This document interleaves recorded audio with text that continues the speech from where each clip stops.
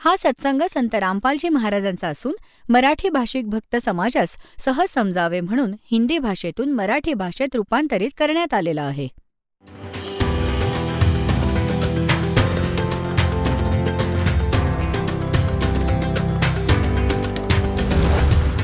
और ज्ञान सब ज्ञान डी कबीर ज्ञान सो ज्ञान और जैसे घोड़ा तोब कायम करता चले मैदान.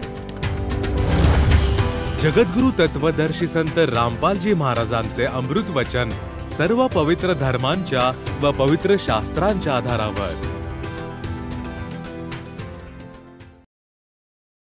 तर सांगायचं तात्पर्य काय की तुम्ही इथं जे मागायला याल ते काय मागाल? मोक्ष. तुमचा उद्देश आहे मोक्ष मिळावा आणि त्या मोक्षाबरोबर तुम्हाला ज्या सांसारिक सुविधा तुम्हाला हव्या आहेत तुमच्या भाग्यात नसतील तरीही भगवान देईल. तुमच्या नशिबात काही आपत्ती असेल मालिक ती देणार नाही. आपत्तीचा अर्थ आहे जसं काही भगिनी येतात संतान प्राप्ती संतानाची मागणी करण्यासाठी. परमात्मा ती इच्छा पण पूर्ण करतो. काहींवर स्थिती अशी येते की परमात्म्याची कृपा होते पण प्रार्थना करतात येतात बहिणी मुली की असा असा हा आमचा गर्भ पडला.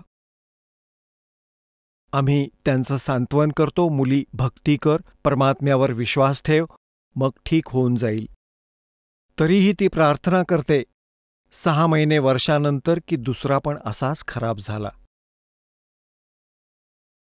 तर त्यांना तत्वज्ञान झाले नसल्यामुळे त्या खूप विचलित होतात आणि परमेश्वरापासून लांब निघून जातात. आणि समजून चला तिथे त्यांच्यावर कृपा झाली तरी काही संतान तिचे ठीकठाक उत्पन्न होईल आणि ते संतान तिचे शत्रू होईल पुढे जाऊन. शत्रू कसे होतात? जसं एका मुलाचा विवाह झाला. विवाह झाल्यानंतर त्या मुलाने आपल्या पत्नीला मारपीट केली हुंड्यावरून. त्या मुलीने आत्महत्या केली. ती आई पण बाप पण मुलगा पण बहीण पण सगळे जेलमध्ये. आता इथे तुम्ही विश्वास ठेवा ह्या परमात्मा, कारण आपण जीव आहोत. भगवान परमात्मा परमात्माच असतात. आपण जीव संज्ञेकडे काहीही मागत राहिलो तो नाही देणार. जसं त्या बहिणींचा तो गर्भपात होत होता ते परमात्म्याचं ऑपरेशन होतं. जर कोणी अशी नालायक संतान तुमच्या नशिबात होती त्याचं निवारण करत होते, भगवानांचा दोष नसतो. ते त्यांच्या हिशोबाने त्यांचा जीवनसंस्कार स्वतःच्या जीवनसंस्काराने कापत होते, समाप्त करत होते. पुण्यात्म्यांनो, तुम्ही परमेश्वराच्या विषयी आणि आध्यात्मिक ज्ञानाच्या बाबतीत बिलकुल मायनस आहात. मायनस. आत्तापर्यंत जे काही ज्ञान आपल्याला प्राप्त झालं ते अज्ञानानं भरलेलं आहे आपल्यासाठी. तुम्ही परमात्म्याच्या शोधात फिरत आहात, भटकत आहात. परमेश्वर कबीरजींनी स्वतः येऊन आमच्या स्थितीला स्पष्ट केलं आहे कि पर्वत पर्वत में फिरा कारण अपने राम, राम जैसे संत मिले जिन सारे सब काम. परमात्म्याकडून मिळणाऱ्या लाभासाठी हे प्राणी न जाणे कुठे कुठे भटकतात. परमात्मा आम्हाला सांगू इच्छितात की जेव्हा माझा कोणी संत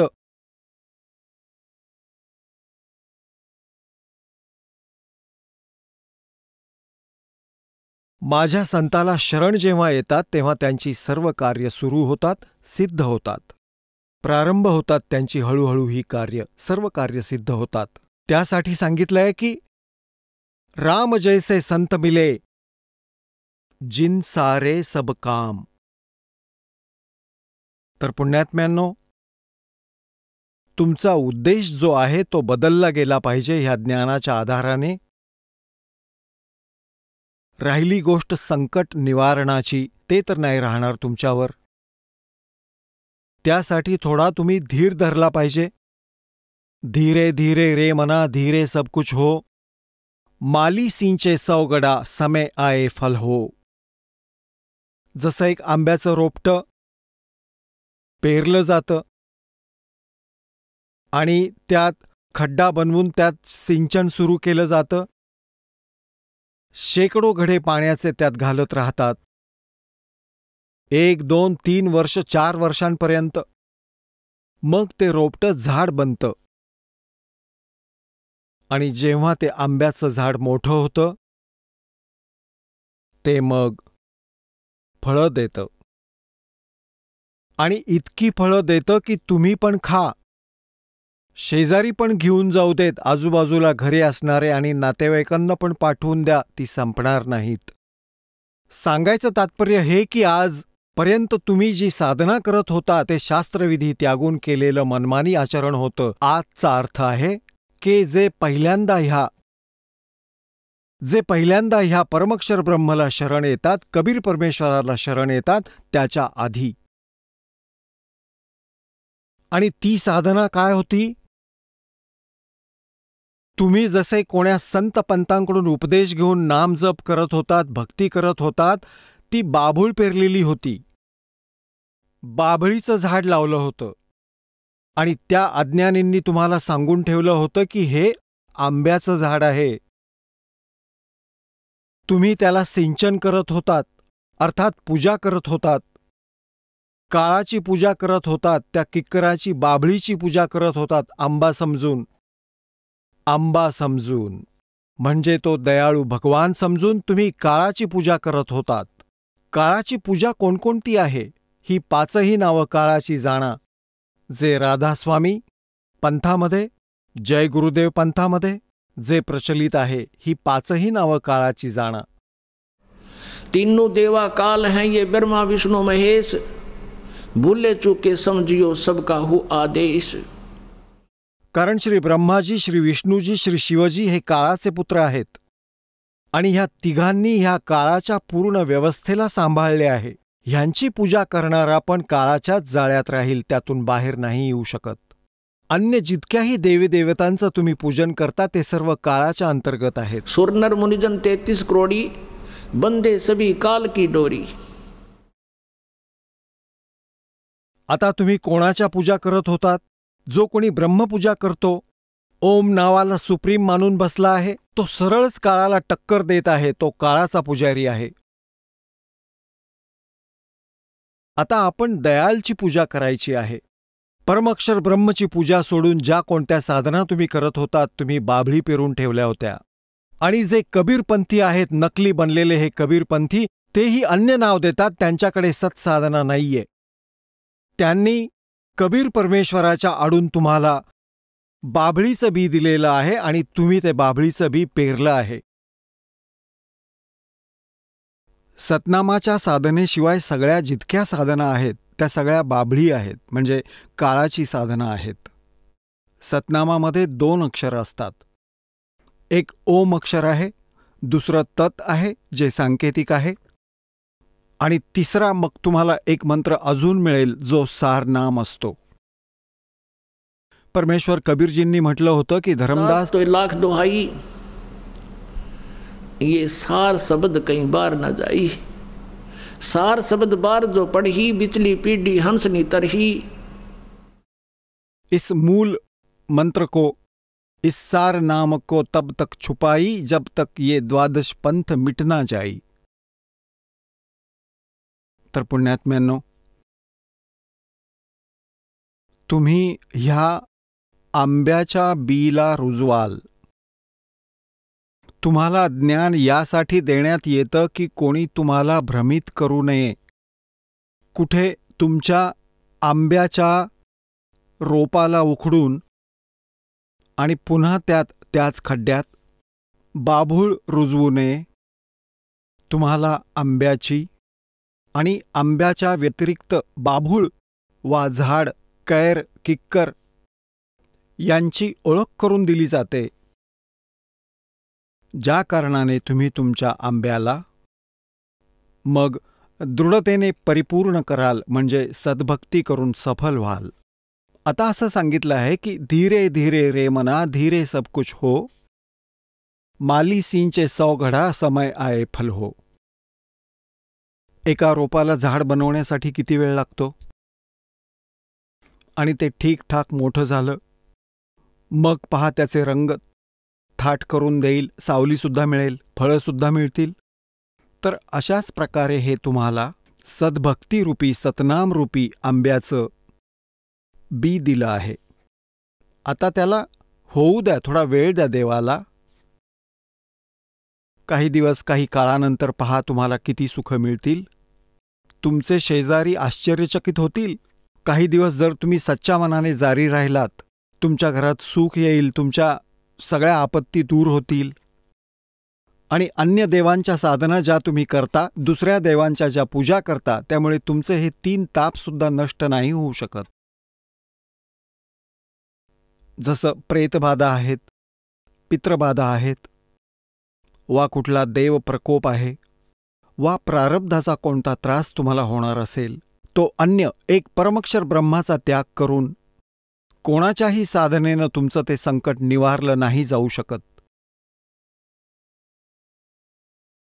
आणि मोक्ष तर फार दूरची गोष्ट आहे. आणि इथे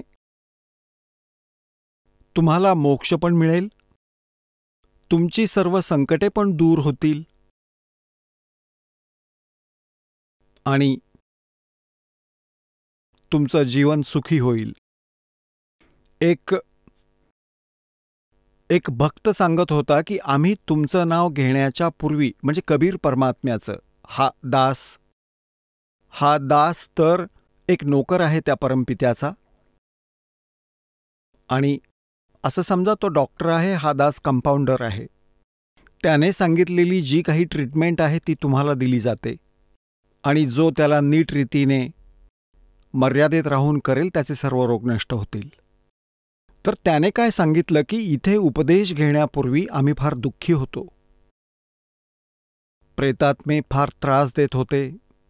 आम्ही 4-5 भाऊ आहोत, सगळ्यांनाच या बाधा होत्या. आम्ही तुमच्याकडून उपदेश घेतला.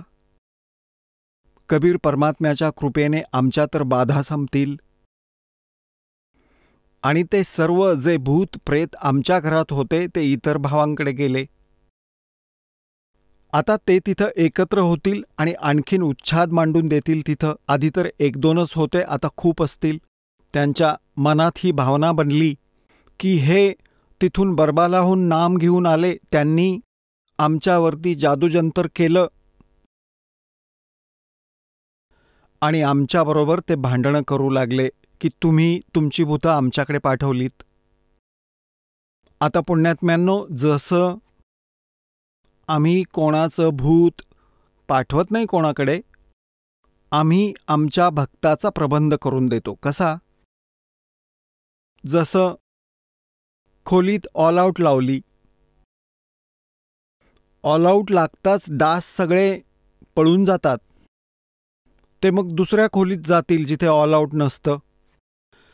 तर परमात्मा कबीरजींचं जे सतनाम आहे, खरं नाम जे तुम्हाला दिलं जातं, प्रथम मंत्र पण आणि दुसरा मंत्र पण, ते ऑल आऊट आहे.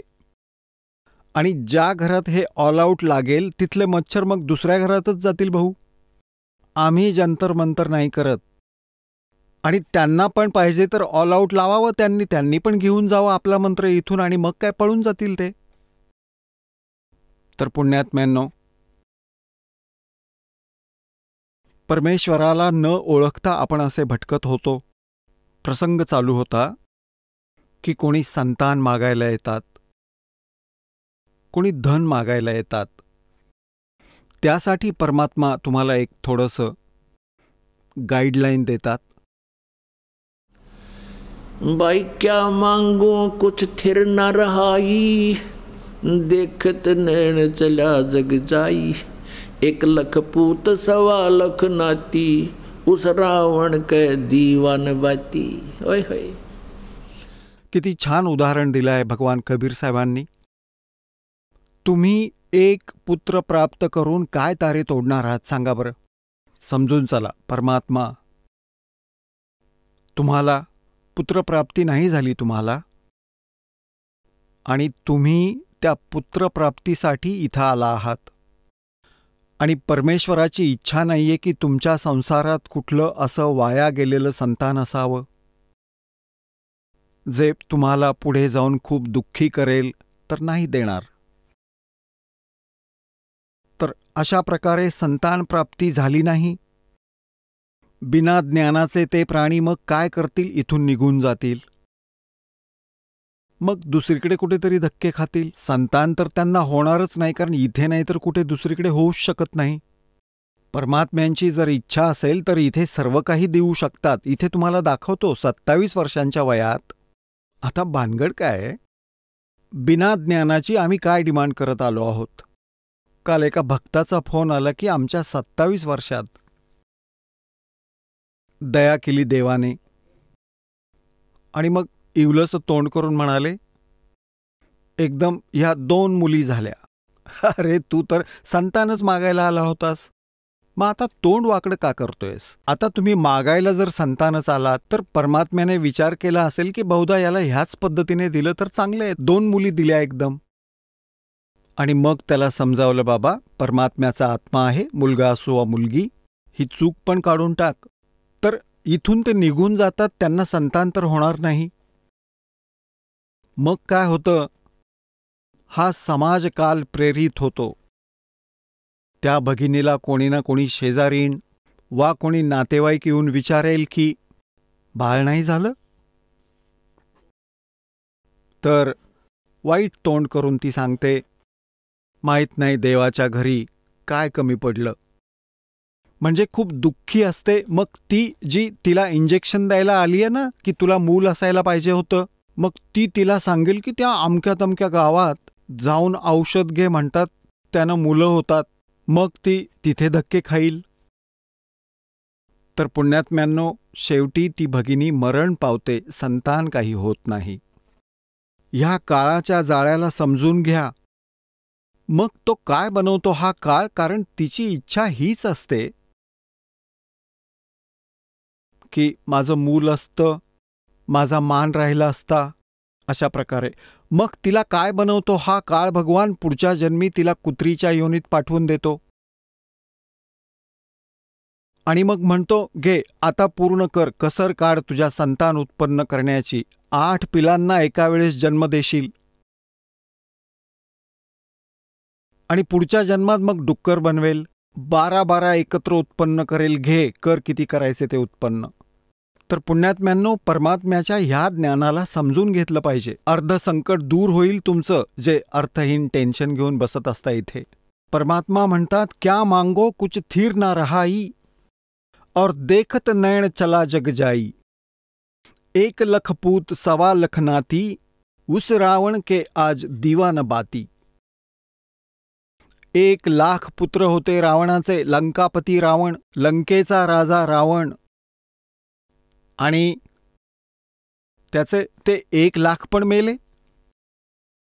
आज त्या रावणाचा कोणी दिवा लावणाराही शिल्लक राहिलेला नाही.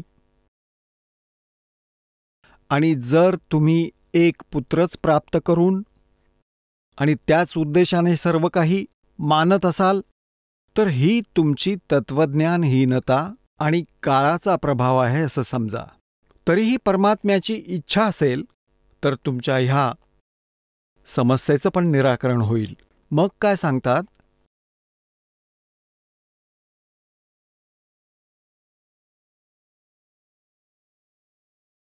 परमात्मा म्हणतात, आवत संगना कोय जात संगाती, क्या भया दर बांधे हाथी. आता राजाला सांगतात, राजे लोक आपल्या किल्ल्याच्या बाहेर हत्तींची लाईन बांधून ठेवत असत. शेकडो हत्ती बांधून ठेवत असत, आपलं प्रभुत्व दाखवण्यासाठी की कुठल्या राजाचा दूत फिरत असेल आणि तो बघून जाईल की ह्या राजाजवळ तर शेकडो हत्ती बाहेर बांधलेले आहेत, तर इतक्या हत्तींना आपल्या दारावर बांधून हत्ती तो राजा आपल्या समर्थतेचं प्रतीक मानत होता. आता परमात्मा त्याला म्हणतात, अरे भोळ्या प्राण्या,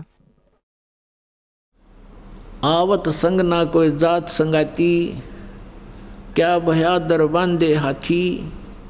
दर म्हणजे दरवाजात.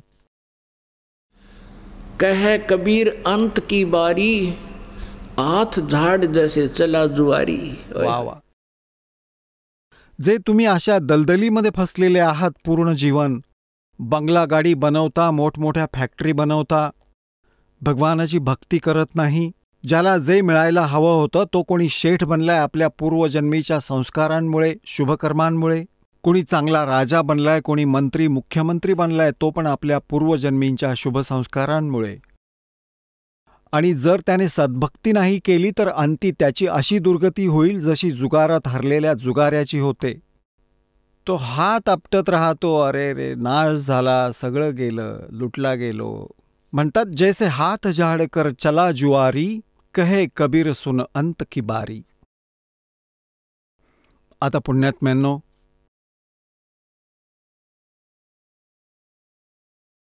कबीर परमेश्वरजींच्या डिक्शनरीमध्ये इम्पॉसिबल शब्द नाहीये. हे ते समर्थ परमात्मा आहेत, त्यांच्या शब्दकोशात असंभव शब्द नाहीये. आता गोष्ट इथं येते. साहेब के दरबार में कमी काहे की ना, अंसा मौज नहीं पावता, है तेरी चूक चाकरी मां.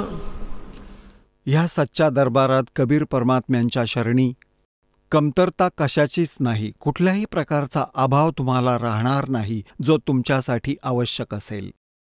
आणि तुम्हाला ते प्राप्त होऊ शकत नाहीये, परमात्मा तुमच्यावर कृपा करत नाहीयेत, तर तुमच्या चाकरीमध्ये चूक आहे. तुमच्या कुठल्या सेवेमध्ये, तुमच्या श्रद्धेमध्ये काही चूक आहे, त्याला सेट करा आणि मग पहा. कसं? काही भोळ्या व्यक्ती काय म्हणतात की तुम्ही ज्योत सांगितली होती, मी ज्योत पण वाहिली. तुम्ही पाठासाठी सांगितलं होतं, मी पाठ पण करवला, आणि मला काहीच फायदा झाला नाही. पुण्यात्म्यांनो, हे तर होऊच शकत नाही की काहीच लाभ होत नाही. हे तर तो म्हणाला तरी आम्हाला मान्य नाही होणार. त्याचं कारण हे असू शकेल की त्याच्यात काही मर्यादाहीनता असेल, ती वेगळी गोष्ट आहे. तरीसुद्धा तुम्ही जशी परमात्म्याची साधना सुरू केली आहे, काही भक्त म्हणतात आम्हाला सतनामसुद्धा प्राप्त झालं आहे, आम्हाला 8-9 महिने भक्ती करायला लागून झाले आहेत, कुठला विशेष लाभ नाही जाणवत आहे. तर पुण्यात्म्यांनो, आता तुम्हाला सांगितलं, धीरे धीरे रे मना धीरे सब कुछ हो, माली सींचे 100 घड़ा समय आए फल हो.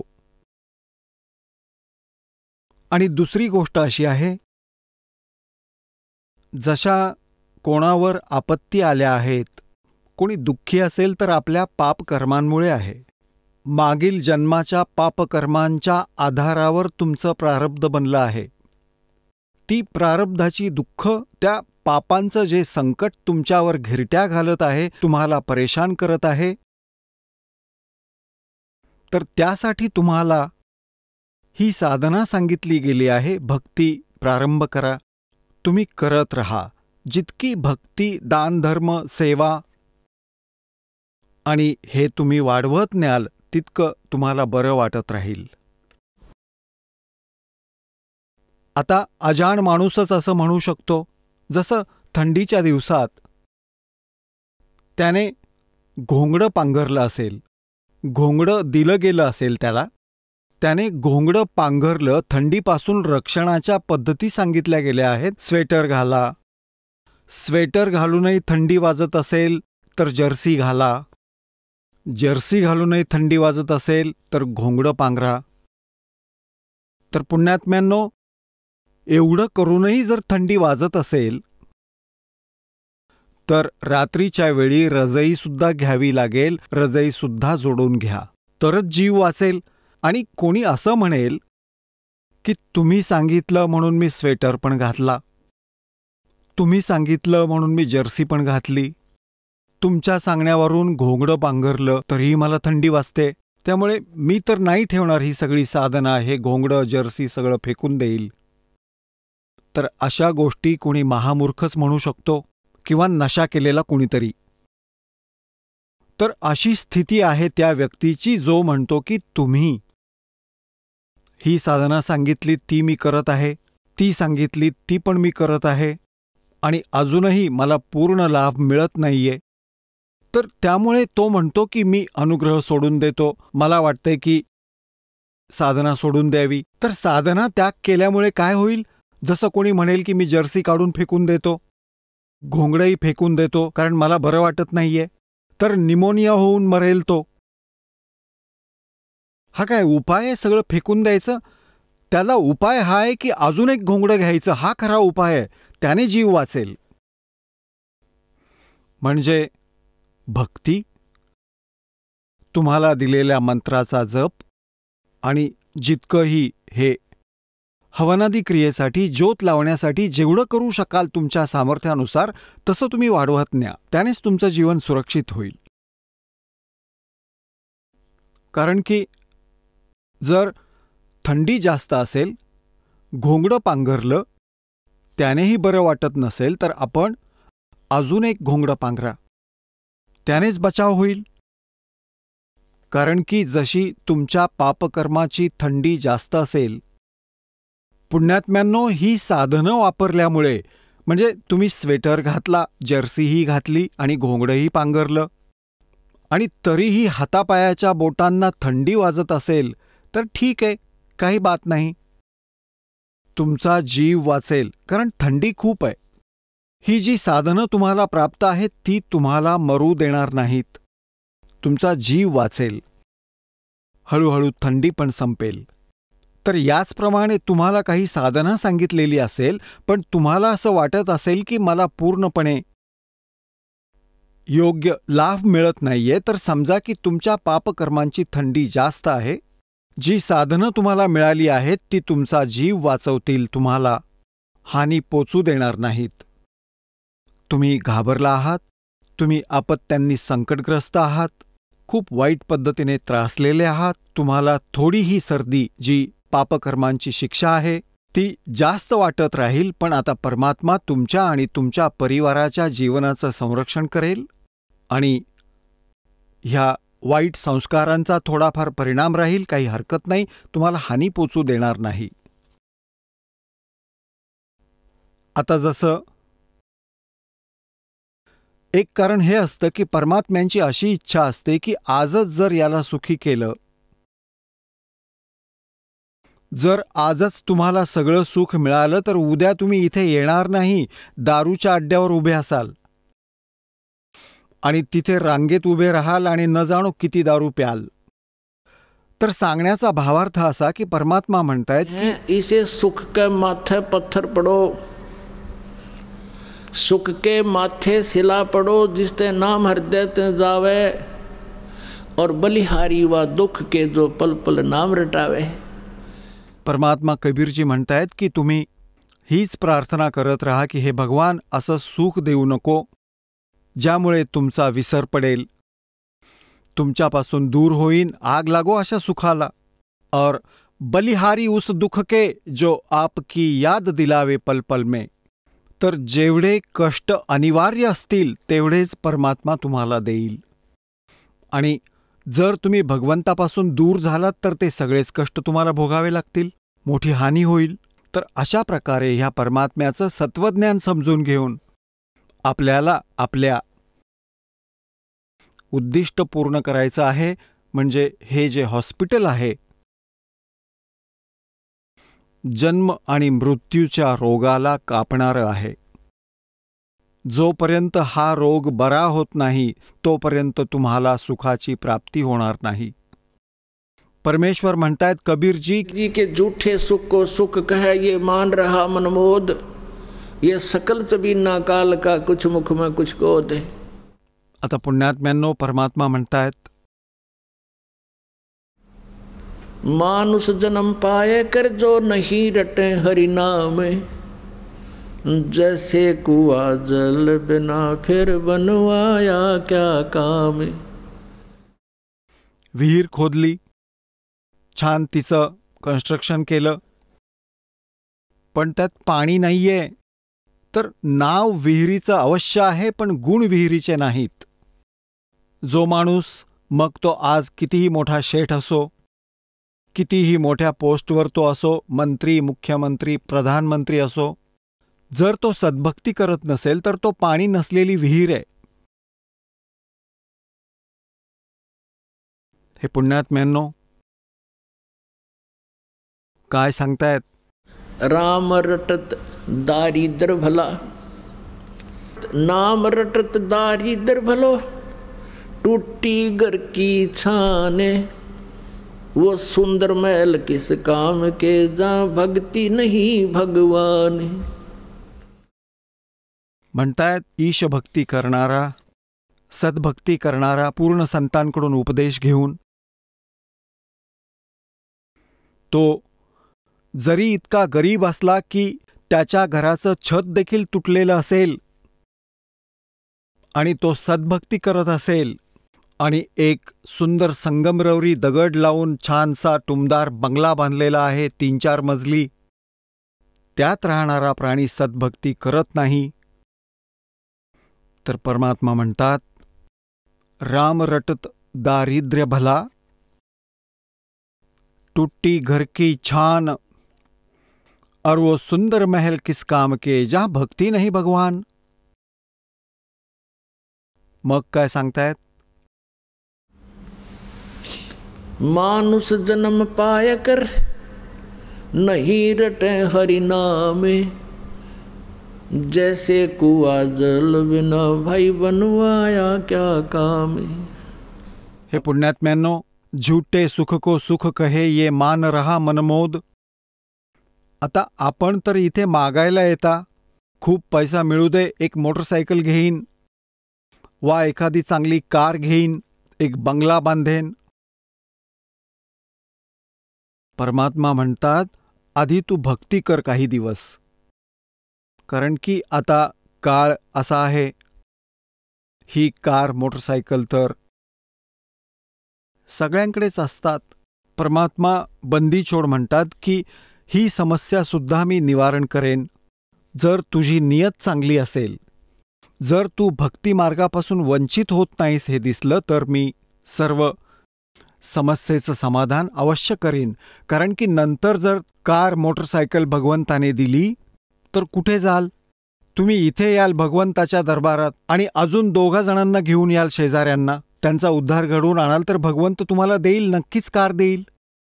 आणि जर तुम्ही कार मागितली आणि इकडे तिकडे फिरत राहिलात, धक्के खात राहिलात, धडपडत राहिलात तर मग नाही देणार.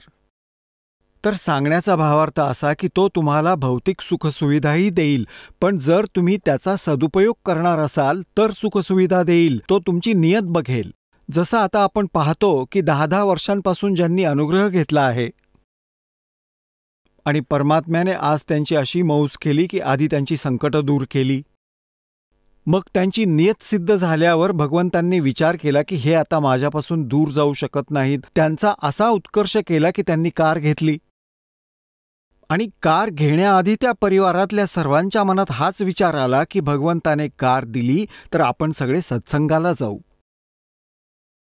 आणि अजून कोणी भेटलं तर त्यालाही फ्री घेऊन जाऊ, त्याचंही कल्याण होईल. तर अशा प्रकारे तो तुम्हाला सुखसोयीसुद्धा देईल, ज्या काळाने तुम्हाला तुमच्या संस्कारांच्या आधारे मिळू शकल्या नसत्या, परमात्मा त्या तुम्हाला त्याच्या कोट्यातून देईल. तर अशा प्रकारे आपण ह्या परमात्म्याच्या मार्गाला समजून घ्या. म्हणतात झूठे सुख को सुख कहे और मान रहा मनमोद.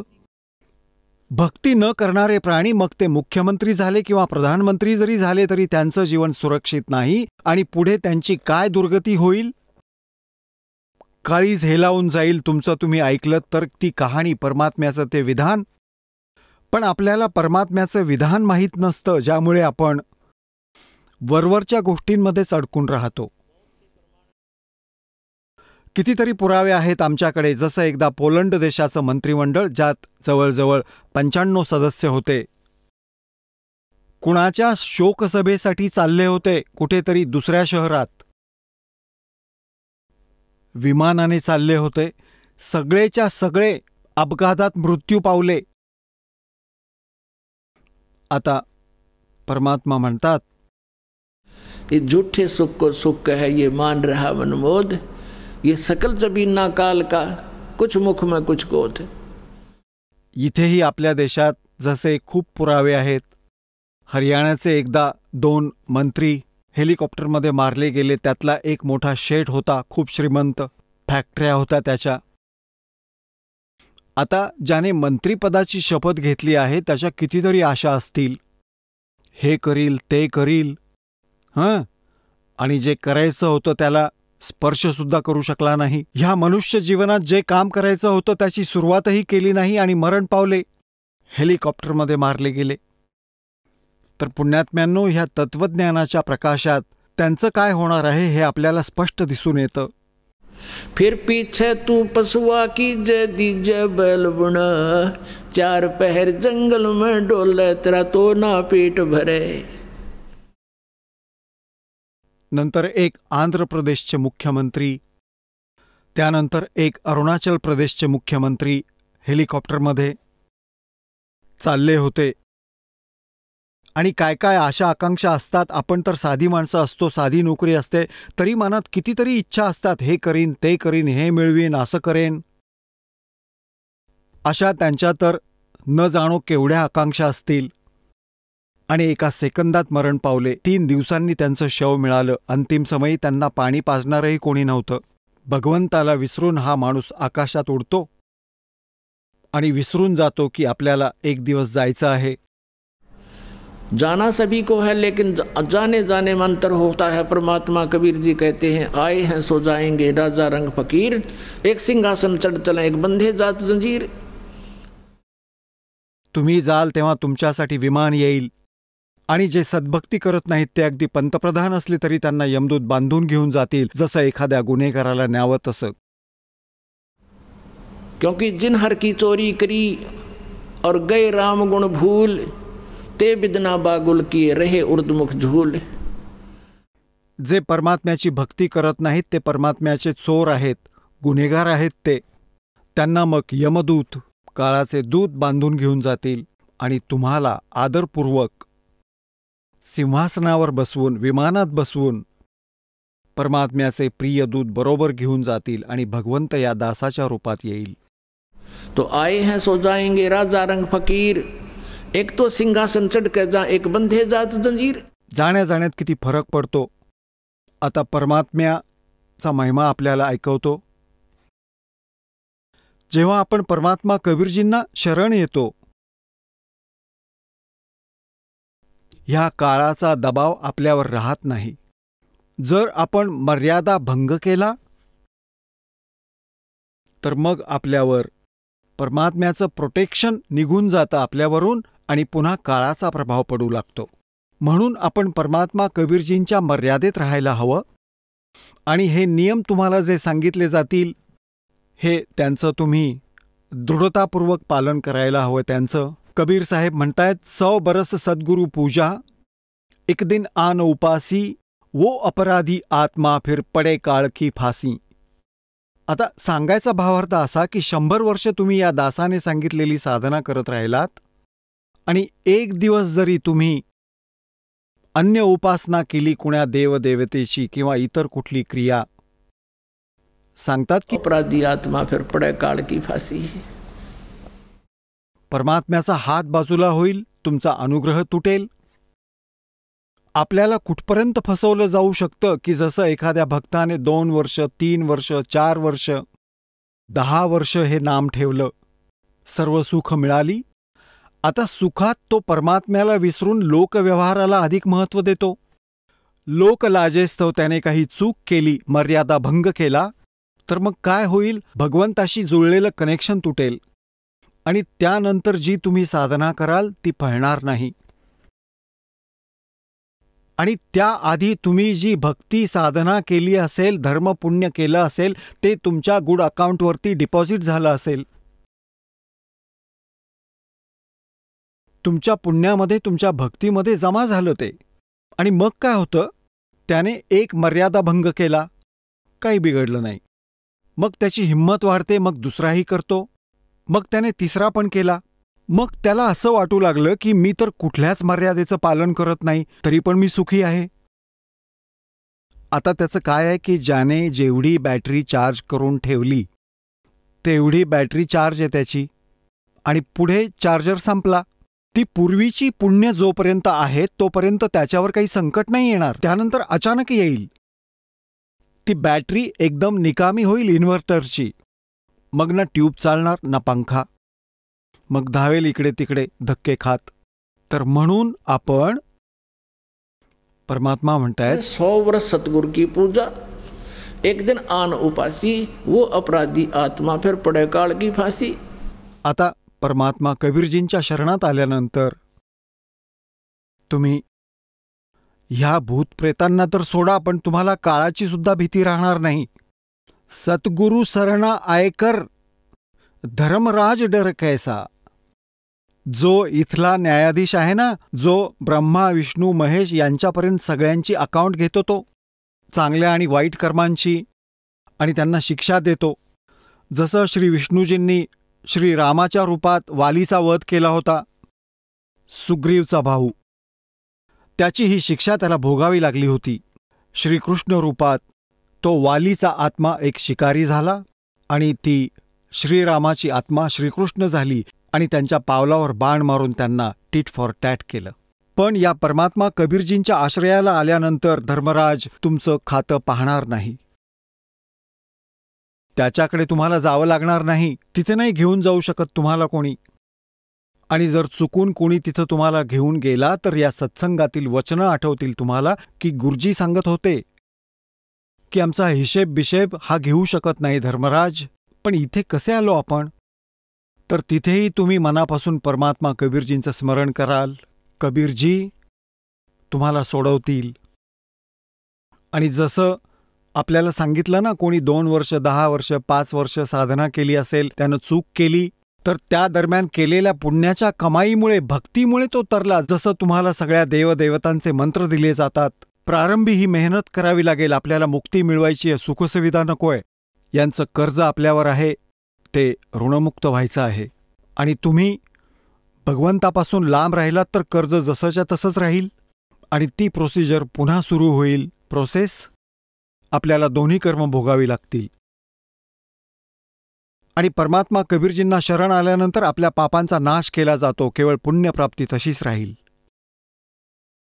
तर त्या पुण्यांच्या आधारे जसं पहिल्या मंत्रात सर्व ब्रह्माजी, विष्णूजी, शिवजी, दुर्गा यांची नावे आणि गणपतीचेही मंत्र आपल्याला दिले जातात, त्यांचं पठण करून तुम्ही पुण्यप्राप्ती कराल. तर मग त्या आधारे कोणी शिवलोकात जाईल त्या एका मंत्राच्या कमाईवर. मग तिथलं पुण्य संपल्यानंतर दुसऱ्या मंत्राची कमाई तो कुठे वापरेल? विष्णू लोकामध्ये. विष्णू लोकात तुम्हाला देवता बनवून माहीत नाही तुम्हाला कुठे कुठे फिरवलं जाईल आणि मग आपलं पुण्य संपल्यानंतर तुम्हाला ब्रह्माजींच्या लोकात आणलं जाईल. तिथेही तुमच्या भक्तीचं फळ संपल्यानंतर मग तुम्ही पुन्हा मृत्यूलोकात याल आणि गाढवाचा जन्म घ्याल. आता जसं तुम्हाला हे ज्ञान दिलं जातंय की काही कारणामुळे चुकून तुम्ही तिथं पोचलात शिवलोकात, विष्णू लोकात किंवा ब्रह्मलोकात, आणि तिथे तुम्हाला या ज्ञानाची आठवण होईल की इथे तर माझ्या भक्तीचा नाश होणार आहे. कारण हा स्वर्ग काय आहे? एक रेस्टॉरंट समजा, हॉटेल समजा. त्या रेस्टॉरंटमध्ये, हॉटेलमध्ये तोच माणूस जातो ज्याचा खिसा गरम असेल, पैसा खूप असेल, आणि तिथे एकदा घंटी वाजवली, बेल वाजवली की तुम्हाला विचारायला येतील की बोला, आपल्याला काय हवं आहे. तुम्ही मस्तीमध्ये खा प्या मौज मजा करा, पण तुमचा खिसा कापला जातोय. तुमचे पैसे एकेका क्षणासाठी खर्च होत आहेत. आणि जेव्हा तुमच्या खिशातील सगळे पैसे संपतील तेव्हा अदबीने उभे राहणारे तेच वेटर तुम्हाला हॉटेलमधून बाहेर काढतील, हॉटेलमधून बाहेर उभं करतील. तर असंच तुमच्या बाबतीत होईल जर तुम्ही स्वर्गात, विष्णू लोकात गेलात. तुमचेच पुण्य तुम्ही तिथे खर्च करणार आहात. विष्णू तर तिथे तुम्हाला 4 आणेही देणार नाही. तुमच्याकडे पैसे असतील तर ठेवून घेईल, नाहीतर म्हणतील की चल निघ बरं इथून. अशीच तुम्ही शिवाची साधना केली असेल तर शिवलोकात तुम्ही राहाल. तुमची मिळकत संपली की हाकलून दिलं जाईल. मग परमात्मा आपल्याला आठवण करून देतात, शिवमंडल ब्रह्मापुरी चाहे विष्णु लोक में हो, हमरे गुण भूले नहीं तो आण छोटाऊं तो. पहा किती दयाळू आहेत की ऐक मूर्खा, जरी तू चूक केलीयस, भक्ती केली नाहीस, काही वर्ष करून सोडून दिलीस, तर मग तू जाशील विष्णू लोकात किंवा ब्रह्मलोकात, कारण प्रथम मंत्राची चांगली कमाई तुमच्याकडून करून घेतली जाते. तर तिथेही तू माझं स्मरण करशील, माझे गुण विसरणार नाहीस की माझी चूक झाली परमात्मा, मला वाचवा, इथे तर माझ्या भक्तीचा नाश होईल. म्हणतात की शिवमंडल म्हणजे शिवच्या लोकात. शिवमंडल ब्रह्मापुरी चाहे विष्णु लोक में हो, और हमरे गुण भूला नहीं तो आण छुटाऊं तो.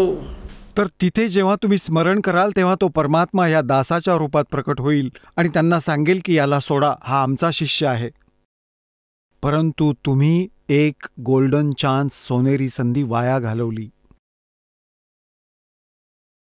परत न जाणो केव्हा मनुष्य जीवन मिळेल. त्याला परमात्मा कुठे घेऊन जाईल, आपल्या लोकात घेऊन जाईल, आणि मग त्या आधारे परमात्मा तुम्हाला आपल्या हिशोबाने मनुष्य जीवन देतो. आता मनुष्य जन्म तुमचे जेव्हा सुरू होतील, त्या मनुष्य जन्मातही अशाच प्रकारे संतांची भेट होईल, जी प्रक्रिया आज होत आहे. आणि ह्या प्रोसेसमध्ये जर तुम्ही पुन्हा फेल झालात तर पुन्हा पुन्हा धडपडत राहाल. लाख मनुष्य जन्म गेले तरी या भक्तीचा काय उपयोग झाला मग? तर काहीही हो, पण परमात्मा तुम्हाला पुन्हा मनुष्य जीवन देईल. नाहीतर तिथे काळ आणि ब्रह्मा विष्णू महेश यांच्या व्यवस्थेत तुम्ही कंगाल झाला असतात. पण ही शिदोरी राखून तुम्हाला पुन्हा मनुष्य जीवन देतो, आणि मनुष्य जीवनातच तुमचं कल्याण संभव आहे.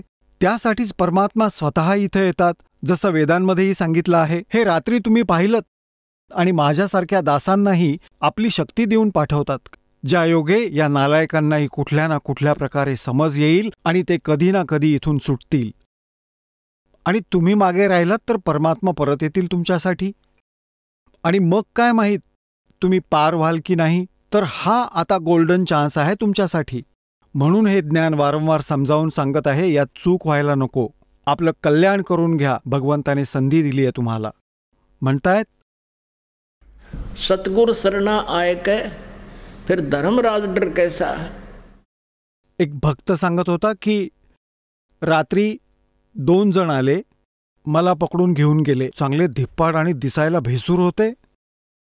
नेऊ लागले. तसं मी त्यांना विचारू लागलो की बाबांनो कुठे नेत आहात. तर म्हणाले की चल धर्मराजाच्या दरबारात.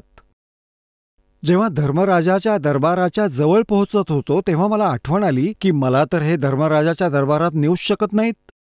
तर मी त्यांना म्हणालो की बाबांनो, आम्ही धर्मराजाच्या दरबारात नाही येऊ शकत. आम्ही तर कबीर साहेबांचे शिष्य आहोत. त्यांचा आत्मा आहे. तुम्ही कसं घेऊन चाललात, सोडा मला. त्यांनी नाही सोडलं मला. मी त्यांच्याशी भांडू लागलो. धक्काबुक्की झाली आमची. मग त्यातला एक जण म्हणाले की बाबा तू असं कर, आधी विचारून ये. धर्मराजांना विचारून ये की हा सांगत आहे इतक्या दृढतेने की तुम्ही आम्हाला नेऊ शकत नाही, तर जा. तर त्यातला एक जण माझ्यापाशी उभा राहिला आणि दुसरा आत गेला. त्याने आत जाऊन विचारलं की असा असा एक जण आहे, त्याचं अमुक अमुक नाव आहे, तो म्हणतोय की मी कबीरजींचा भक्त आहे आणि तुम्ही मला नेऊ शकत नाही. आमच्याशी भांडू लागला. आता त्याचं काय करायचं. धर्मराज म्हणाले भाई, त्यांनी त्याचं खातं तपासलं आणि म्हणाले अरे मलाही गोत्यात आणाल, सोडून द्या याला ताबडतोब. तर तो धावत पळत आला. येताच म्हणाला अरे सोडून द्या याला.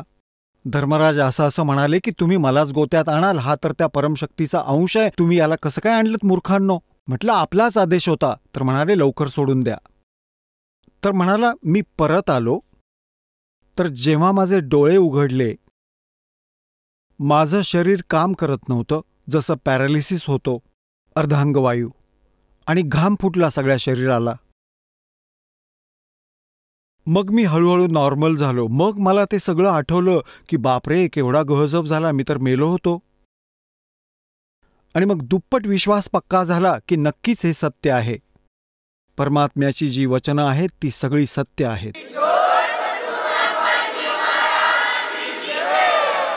चला आता आपण त्या श्रद्धाळूंचे अनुभव जाणून घेऊया ज्यांनी जगद्गुरू तत्वदर्शी संत रामपालजी महाराज यांच्याकडून दीक्षा प्राप्त केलेली आहे, तसेच त्यांच्याद्वारे सांगितलेल्या भक्ती मार्गावर चालत आहेत. नमस्कार सतसाहेब. आपलं नाव? सतीशदास रामोहोले. आपण कुठून आलात? शिवराजनगर, राहटणी, तालुका हवेली, जिल्हा पुणे. आपण कुठल्या इयत्तेत शिकत आहात? मी 9वी मध्ये शिकत आहो. संत रामपालजी महाराजांची गुरुदीक्षा आपण कधी घेतली? मी 15/3/2020 रोजी. संत रामपालजी महाराजांच्या शरणात येण्या अगोदर आपण व आपला परिवार कोणती भक्तिविधी करत होतात? मी श्री स्वामी समर्थांच्या दिंडोरी प्रणित केंद्रात जायचो व तिथले सर्व तीन अध्याय व तिथले 11 माळी 3 अध्याय, गुरुचरित्र, स्वामीचरित्र, अजून दुर्गा सप्तशती पारायण, स्वामीचरित्राचे पारायण करायचो, मल्हारी सप्तशती वाचायचो. तिथले बरेच काही आम्ही भक्तिसाधना करायचो. अजून गणपतीची मूर्ती बसवणे, गणपतीची मूर्ती बसवणे झालं की त्याच्यानंतर नवरात्र उत्सव, त्या नवरात्र उत्सवामध्ये आम्ही घरात घट बसवायचो. घट बसवता अजून आम्ही आमचं जे इष्टदैवत होतं ते तुळजाभवानी व खंडोबा, आम्ही यांची भक्ती करायचो. जसं तुम्ही सांगत आहात की महाराष्ट्रामध्ये जी प्रचलित भक्तिविधी आहे, देवी देवतांची पूजा करणे, व्रतवैकल्य करणे, उत्सव साजरे करणे, प्रामुख्याने गणोत्सव साजरा करणे, या भक्तिसाधना आपण करत होतात. तर संत रामपालजी महाराजांच्या ज्ञानाबद्दल आपल्याला कशी माहिती कळाली आणि आपण त्यांच्याकडे कसे आकर्षित झालात? माझ्या मावशीने आम्हाला सांगितलं होतं की तुम्ही सत्संगला एकदा येऊन पहा. पण आम्ही म्हणायचो की नाही बुवा, आम्हाला सत्संगमध्ये नाही यायचं. आम्हाला पहिल्यापासून माहिती होतं की जे काही आता साधू संत आहेत, जे आपल्याला काय सांगत नाही, उगाच पैशाची वसुली करतात, ज्यांचा पोटा पाण्याचा सवाल असतो फक्त, हे आम्हाला माहिती होतं. आम्ही त्याच्या नाही म्हणून तरी बरेच काही दिवस चालले गेले. तर माझ्या वडिलांना असा एक आजार चढलेला, तर आम्ही त्याच्यामुळं संत रामपालजी महाराजांची दीक्षा घेतली. सत्संगमध्ये आम्ही नामदीक्षा घ्यायला गेलतो. आम्हाला जायच्या टायमाला माझ्या वडिलांना इतका आजार म्हणजे हे झालं की त्यांना चालायला सुद्धा येत नव्हतं. तर आम्ही संत रामपालजी महाराज यांच्याकडून सत्संग संपला आणि मी आणि माझ्या आईने नामदीक्षा घेतली. तर माझ्या वडिलांना TBचा त्रास होता. माझ्या वडिलांना आमचे नातेवाईक होते, ते आम्हाला म्हणायचे की जे तुम्ही तुझ्या वडिलाला दूर ठेवा, तुझ्या लहान भावाला त्याच्यापाशी जाऊ नको देऊ, त्यांचं उष्ट खाऊ नको देऊ, त्यांच्यासोबत नको राहू म्हणजे जास्त, कारण की तो आजार तुम्हाला पण होऊ शकतो. बघ, जे आमच्या घरी आलते आणि त्यांना सांगितलं तुम्ही कोणत्याही काही बघू नका, फक्त संत रामपालजी महाराजांच्या एकदा त्यांना अरदास लावा, त्यांची नामदीक्षा घ्या, तुम्हाला ते सगळं बरं वाटेल. तर तसेच माझ्या वडिलांनी ती कमीत कमी 5 ते 6 दिवसात नामदीक्षा घेतली. नामदीक्षा घेतल्यानंतर माझ्या वडिलांना बरं वाटायला लागलं. जसं तुम्ही सांगत आहात की आपल्या वडिलांना TBचा असाध्य असा रोग जडला होता आणि त्यामुळे ते त्रस्त झाले होते आणि कुठल्याही प्रकारची साधना करत नव्हते. तर मला असं विचारायचं, जेव्हा त्यांनी संत रामपालजी महाराजांची नामदीक्षा घेतली त्यानंतर त्यांच्या रोगाची परिस्थिती आज काय आहे? माझे वडील आता काही गोळ्या वगैरे औषध घेत नाही. त्यांना 2 वर्ष झाले आहेत. ते एकदम क्लिअर आहे आता. या व्यतिरिक्त आपल्याला व आपल्या कुटुंबाला आणखीन काही लाभ प्राप्त झाला का? माझे वडील पहिले ते TBच्या आजाराचे पहिले ते फार सिगरेट वगैरे प्यायचे. त्यांना ते पण एक व्यसनच करायचे. तर संत रामपालजी महाराजांच्या शरणात आल्यावर त्यांना व्यसनमुक्त झाले. मी सायकलिंग करताना माझ्या पूर्ण अंगावर एक गाडी आलेली. मी असं समजा की माझं काहीच राहिलं नव्हतं. तर मला संत रामपालजी महाराजांनी असं केलं की मला एका साईडला उचलून ठेवलं. आणि असंच अजून एक लाभ झाला की एक आश्रममध्ये सेवा चालू होती. खालचं तिथले एकदम खालचे जे आपले फरची वगैरे बसतात त्याच्या खाली कोबा करतात ना, तशी सेवा चालू होती. तर मी सेवेला गेलतो. तर ते आपले सिमेंट व काही कालायचं मिक्सर असतं ना, ते त्याचं पूर्ण 2 टायर माझ्या पायावर चढलेले.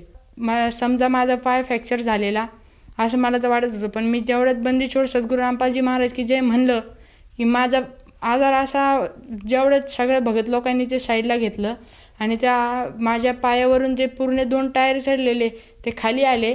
बस 5 ते 10 मिनटात माझा तो पूर्ण फ्रॅक्चर झाल्यासारखा पाय 5 ते 10 मिनटात नीट झाला. माझी आई ती संत रामपालजी महाराजांच्या शरणात यायच्या अगोदर तिला फार म्हणजे तिचे गुडघे व तळपाय, तिचं कंबर, तिचं असं सदा ना कदा ती एवढे उपवास वगैरे करून तिचं दुखतच राहायचं. पण आता तिने संत रामपालजी महाराजांच्या शरणात आल्यापासून तिचा सगळा आजार नाहीसा झाला. जसं तुम्ही सांगत आहात की संत रामपालजी महाराजांच्या सद्भक्तीत आल्यामुळे आपल्याला व आपल्या कुटुंबाला बरेचसे लाभ प्राप्त झालेत. तर ह्या अनुषंगाने मला असं विचारायचं आहे की आपण जे आपले मित्रपरिवार आहेत, जे आपले सवंगडी आहेत, त्याचप्रमाणे जे आपले आप्तेष्ट आहेत, नातलग आहेत, या सर्वांना उद्देशून आपण त्यांना काय संदेश द्याल? मी संदेश तर काही देऊ नाही शकत. मी एक प्रार्थना करतो की एकदा ट्राय करायला काही हरकत नाही आहे ना. संत रामपालजी महाराज आपल्याला एवढं सगळे वेद खोलून दाखवत आहे, गीता खोलून दाखवत आहे, बायबल खोलून दाखवत आहे, कुराण शरीफ खोलून दाखवत आहे. ते आपल्याला सर्व ग्रंथ खोलून दाखवत आहे. हर काही संत असे नसतात की सगळं काही खोलून दाखवतात, पण संत रामपालजी महाराज असे आहे की आपल्याला ते सर्व ग्रंथ खोलून दाखवत आहे. तर आपल्याला ते सगळ्या आजारांशी मुक्तता करून घेत आहे. आपण फक्त एकदा ट्राय करायला पाहिजे ना की संत रामपालजी महाराजांकडून फक्त त्यांचं पुस्तक बघा किंवा त्यांची ज्ञान बघा. संत रामपालजी महाराजांचं ॲप डाउनलोड करू शकता तुम्ही. त्याच्यावरती काही सत्संग वगैरे, अजून फोटो, विविध ज्ञानगंगा पुस्तक ऑर्डर करू शकता. आपण त्या पुस्तकावरून बरेच काही ज्ञान असं घ्यायसारखी गोष्ट आहे. ॲपवरती आपल्याला सर्व ग्रंथांचं प्रमाण देत आहे परमात्मा. आपण त्यांची थोडीफार भक्ती करायला काही हरकत नाही आहे ना.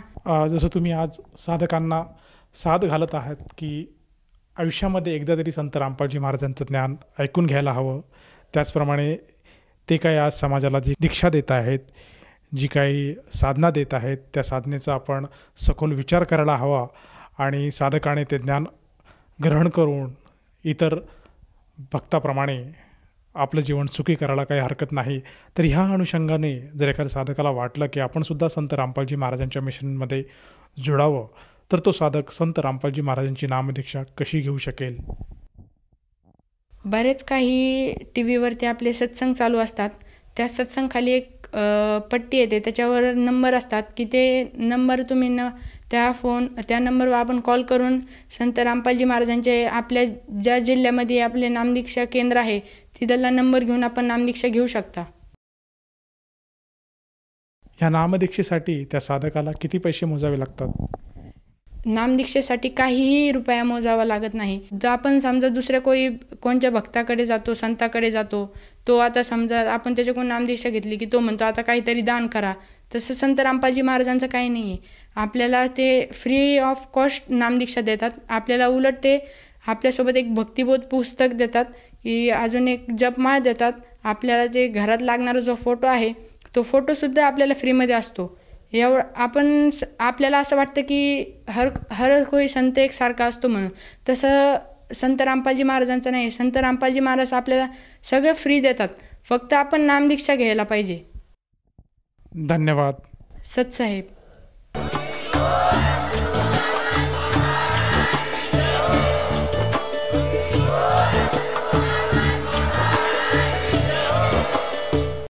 आपण ऐकत होता जगद्गुरु तत्वदर्शी संत रामपालजी महाराज यांचे मंगल प्रवचन, ज्यांच्या शुभ आशीर्वादाने संपूर्ण विश्वामध्ये 500 पेक्षा जास्त नामदीक्षा केंद्र आहेत, जिथे निशुल्क नामदीक्षा दिली जाते.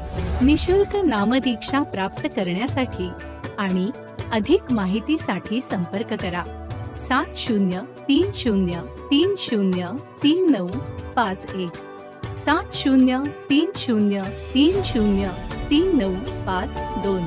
अद्वितीय आध्यात्मिक ज्ञान वाचण्यासाठी, पाहण्यासाठी आणि ऐकण्यासाठी संत रामपालजी महाराज ॲप अवश्य डाउनलोड करा किंवा आमची वेबसाईट www.jagadgururampalji.org वर विजिट करा. आम्हाला सोशल मीडियावर फॉलो करा. सर्व पवित्र धर्मांच्या पवित्र शास्त्रांवर आधारित प्रमाणित अनमोल पुस्तक ज्ञानगंगा किंवा जगण्याचा मार्ग यापैकी कोणतेही एक पुस्तक निशुल्क मागवण्यासाठी आपण आम्हाला आपले पूर्ण नाव, पूर्ण पत्ता, पिनकोड आणि फोन नंबर सह लिहून 7030303951 किंवा 7030303952 या नंबरवर SMS करू शकता. किंवा 7030303950 या नंबरवर व्हॉट्सअप देखील करू शकता.